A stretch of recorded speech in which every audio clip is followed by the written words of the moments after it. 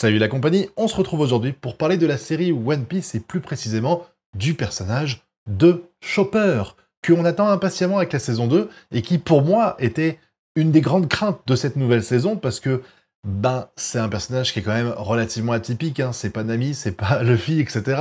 On est en train de parler d'un reine qui a mangé le fruit du démon humain, donc il faut réussir à faire un design qui colle, et vous avez vu, à mon avis, sur internet, il y avait pas mal de gens qui avaient fait soit des cosplays, soit des trucs avec l'IA, soit des vrais graphistes qui s'étaient fait des personnages en 2D, 3D et tout ça, d'un Chopper qu'on pourrait avoir dans la série Netflix. Et c'était catastrophique, c'était catastrophique. Et finalement, là aujourd'hui, on a eu la réponse. Netflix nous a proposé un petit trailer qui nous permet d'une part de savoir que la série allait reprendre en 2026. Je ne me rappelle plus si ça avait été annoncé avant, mais en tout cas maintenant c'est officiel. Et surtout de nous présenter le personnage de Chopper, ce qui nous permet de connaître la direction artistique qu'ils ont décidé d'emprunter. Une direction artistique à 100% CGI, que je comprends tout à fait.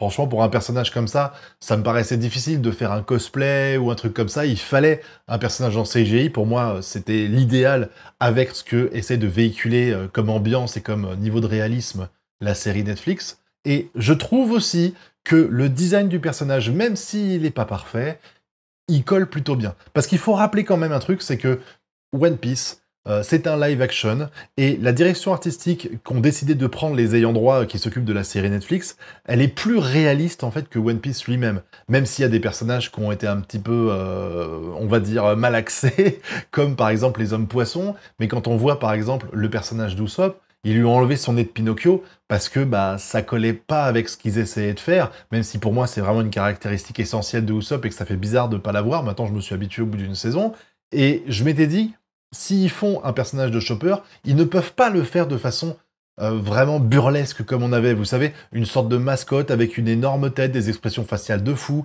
Il fallait véritablement qu'on reste dans un truc qui collait avec l'ambiance qu'essaye de nous donner Netflix, parce que sinon ça aurait pas collé. Il y aurait eu une sorte pas de conflit, c'est pas le terme, mais il y aurait une sorte de dissonance entre les Luffy, les Usopp, les Nami, les Zoro, et un Chopper qui n'aurait rien à voir en termes de design avec tout le reste, hein. Il fallait harmoniser tout ça, et du coup, globalement, c'est plutôt bien, même si ça entraîne deux, trois petites choses qui me dérangent un petit peu, notamment au niveau des expressions faciales de Chopper. Alors évidemment, je m'attendais pas à avoir des choses qui collent avec ce qu'on a eu dans le manga, vous savez, avec les gros yeux qui ressortent de la tête de Chopper, avec voilà des trucs complètement burlesques, complètement des expressions faciales en fait qui sont totalement exagérées. Ça ne colle pas avec le One Piece Netflix, donc on pouvait pas les avoir ici. Mais du coup, ça crée un personnage avec un visage un peu plus neutre en fait.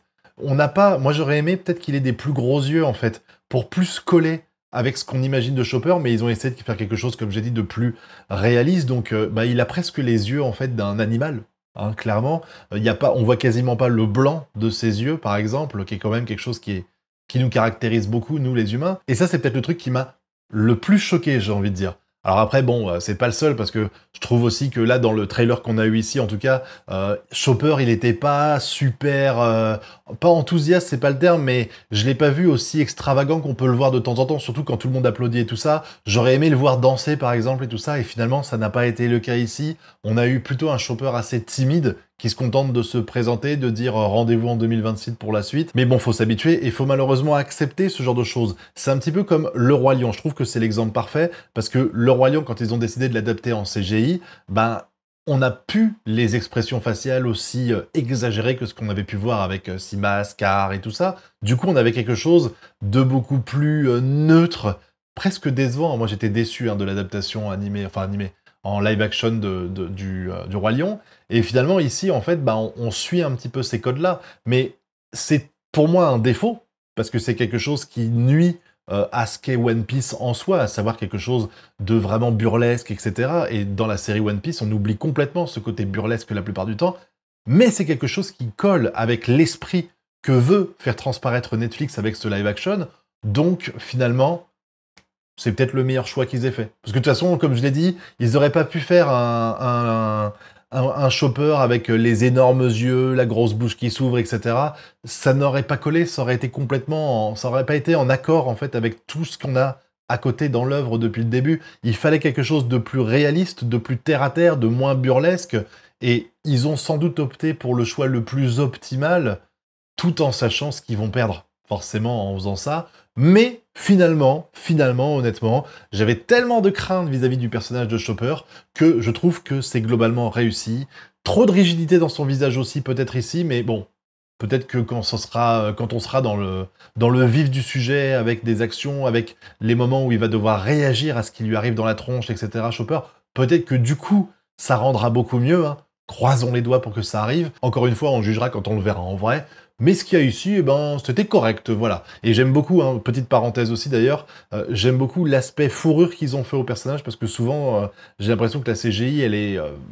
c'est pas terrible avec ce genre de choses, les textures, c'est un peu compliqué. Et là, que ce soit pour sa fourrure, pour son chapeau, c'est plutôt réussi aussi. Je le salue et j'en ai pas parlé avant, mais je voulais en parler ici parce que pour moi, c'est important de le dire, parce que c'est un critère qui me paraît essentiel pour ce genre de personnage. Et là, bah, il est bon aussi, il est bon, voilà. Au final, si je devais résumer ça en quelques secondes, le personnage de Chopper, il est pas parfait ici, mais il est très bien, il colle avec l'esprit de la série. Donc, à voir comment ça va se passer dans les faits, quand il va y avoir l'action qui va débarquer et comment Chopper va être géré à ce moment-là. Mais pour l'instant, pour ce qu'on a vu ici, c'est plutôt positif, et j'attends que vous me donniez votre avis là-dessus dans la zone commentaire. Est-ce que vous avez apprécié ce que vous avez vu sur Chopper? Est-ce que vous êtes déçu? Est-ce que vous avez des craintes que l'esprit burlesque un petit peu du personnage disparaisse avec ce live action? Ce qui me paraît être évident que ça arrivera, hein. Dites-moi tout ça dans la zone commentaire, hein. J'ai hâte d'entendre votre avis là-dessus. Quant à nous, on se retrouve très bientôt pour de prochaines vidéos. Tchuss!